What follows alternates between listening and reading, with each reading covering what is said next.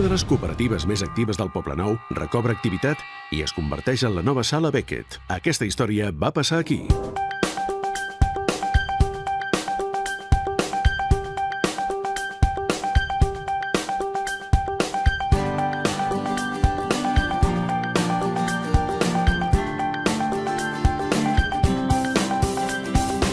Estem a la cooperativa Pau Justícia, que la tinc aquí darrere, a la creuilla dels carrers Batista i Pere IV. La cooperativa va ser un niu d'unió per tota la classe treballadora del Poblenou.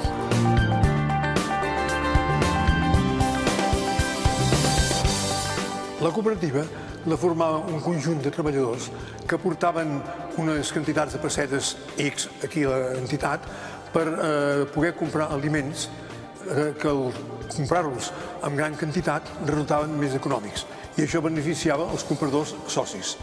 Al mateix temps, aquesta cooperativa tenia una espècie de solidaritat social que quan un treballador, que aleshores quan estaven malalts o plegaven la feina, es quedaven a l'atur.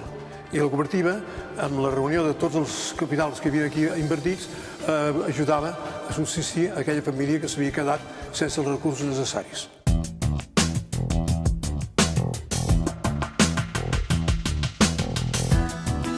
A part de la secció comercial, a dalt hi havia la part de la secció lúdica, on hi havia diferents grups que formaven part d'entitats autònomes, com era billar, sardanes, teatre, coral, cultura, escacs. La Junta de la Casa, com a rectora de tot, cada any organitzava una sortida que en deien el Dia de la Cooperació. I fèiem una sortida que era tan important que inclús la Renfe ens posava un tren a disposició exclusiva per a la cooperativa per desplaçar-nos. Jo tenia 7 anys que vaig vindre per aquí. La meva iaia era la senyora que netejava esgots aquí de la cooperativa. Després vaig començar a córrer per aquí, a la secció de muntanya, de les sardanes. Vaig conèixer aquí el meu marit, que teníem 15 anys, que sortíem d'excursió i així ens vam agradar i llavors ja vam festejar els 16 anys. Aquí, on estem ara, els meus sogres van demanar als meus pares la meva mà, amb l'anell i tot. Mireu, aquí el 4 d'octubre farà 47 anys que el meu marit i jo vam fer el convit de casament aquí.